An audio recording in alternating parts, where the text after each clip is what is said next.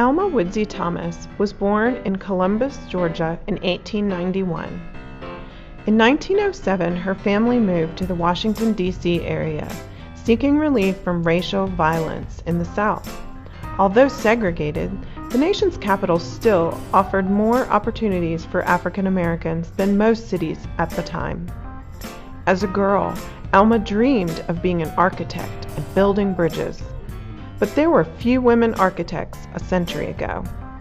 Instead, she attended Howard University and became its first fine arts graduate in 1924. She went on to teach art in the public school system for over 35 years. It wasn't until after her retirement from teaching that she became more serious about her own paintings. She debuted her abstract work in an exhibition at Howard in 1966, the age of 75.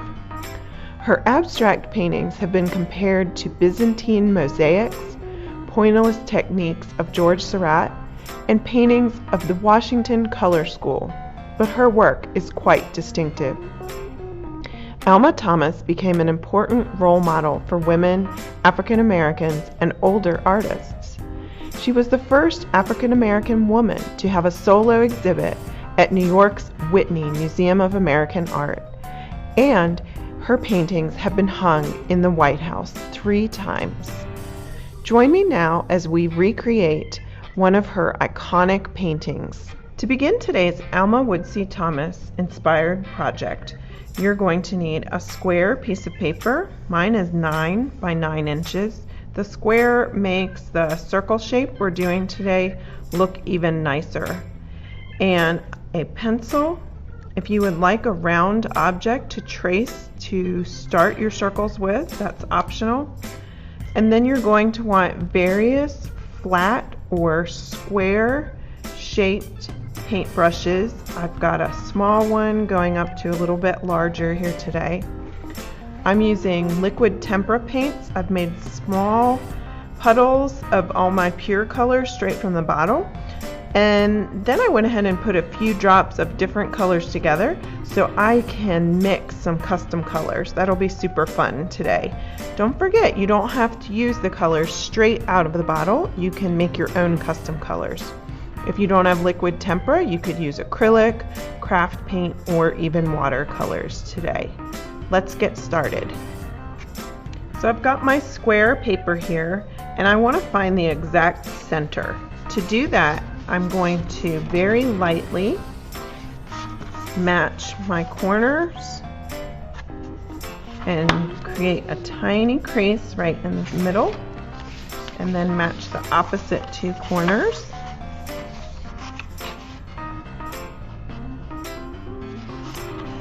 And make another tiny crease, and then that will give me the center point. If you wanted to, you could use a ruler to draw a very faint line matching your corners to make an X.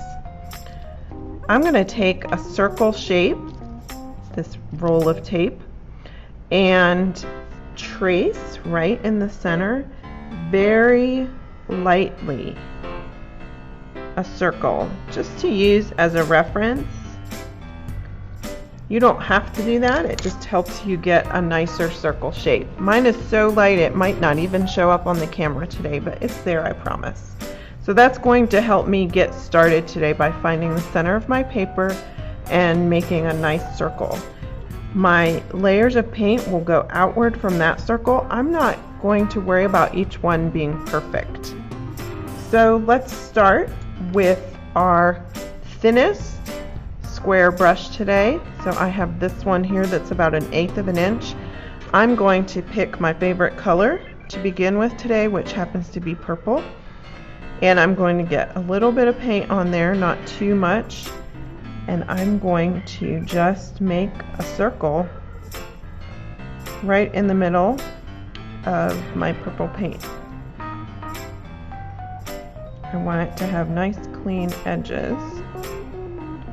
Okay, now when I'm ready to switch colors, I'm not going to use water to wash my brush between each step, because then your brush gets full of water and your colors get watered down, I'm simply going to wipe most of the paint off my brush like so.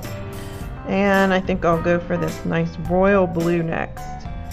I'm going to make small dash or rectangular lines or shapes radiating out from my circle all the way around. I can make them perfectly even, or I can kind of break them up into different size dashes. It's up to you. You can leave more or less space between your shapes. Okay, and then before I change colors, I'm going to wipe that blue off. And I think I'll go for some red next. I'm just building layers of circles of different color all the way around.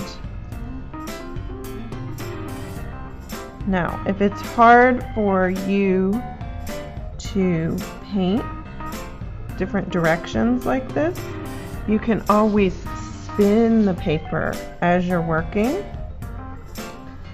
and that might help your hands stay clean as well if you're not reaching over what you've already painted. Okay, going to wipe the red paint off, and I think I'll make a custom color now. Let's try a light blue. I've got some white and some blue here, and I'm going to make kind of a Carolina or baby blue color with that today. Clean my brush, and let's go for some orange. And I'm going to move up to the next size brush, the next larger brush. So I'll put that one in water and go to the next brush. I think I'm going to use some yellow now.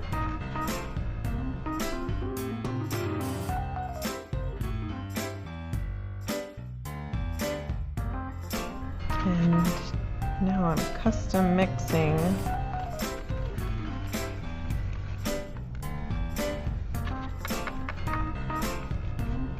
nice kind of an apple green.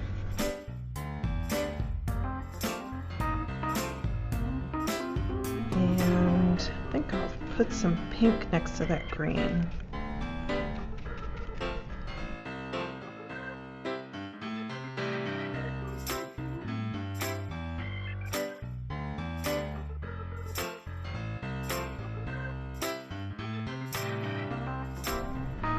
There we go. We've created our own beautiful painted circle in the style of Alma Woodsey Thomas.